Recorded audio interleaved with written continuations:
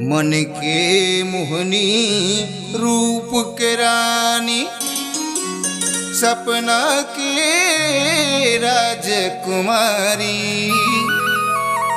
अटल कुंवारी परम प्यारी, सबले अलगे चिन्हारी।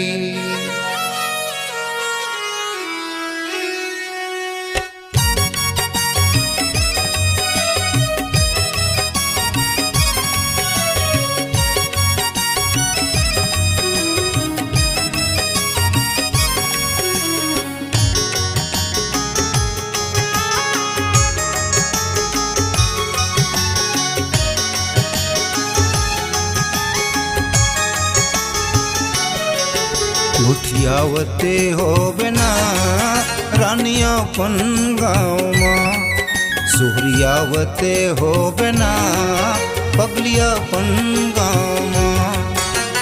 पगला संवरिया मन के लहरिया, पगला संवरिया मन के लहरिया, गुनगुनावती हो बिना पगलियापन गाँव माँ।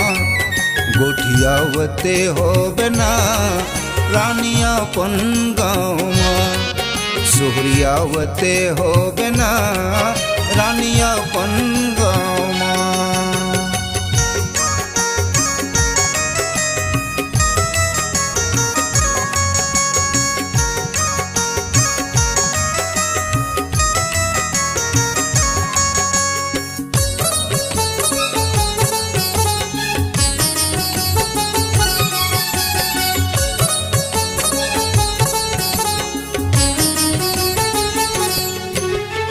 बैला चराए तोला बलाए जावन संगमा भद्रा, परसा के तहरी ठट्ठा मस्करी होवा तरहन झगड़ा। मुहला फुलाए बड़ गुसियाए जावस कौन में लुकाए, कौन काटा खूंटी रे गाँवे तीतेती मनहा मोर बहिहाए। कहाँ लुका गए रे मोर कोयलिया, कहाँ लुका गए रे मोर कोयलिया, कहाँ कुहकती हो बिना पगलियापन गाँव माँ। सुहरियावते हो बिना रानियापन गाँव माँ, गोठियावते हो बिना रानियापन गाँव माँ।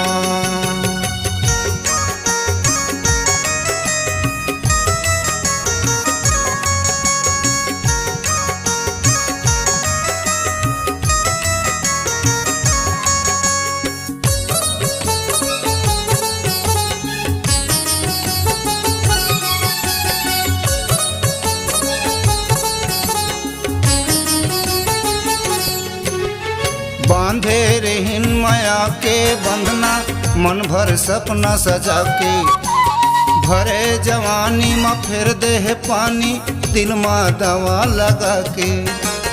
आथे तोर सुरता करत खानी बूता, रोआं कभू मुस्काऊं, हंसी मुस्काई दिल के दवाई, मन ला कैसे समझाऊं। टेकराम साहू के पीड़ित के भाखा, टेकराम साहू के पीड़ित के भाखा, कभू और खातिर बिना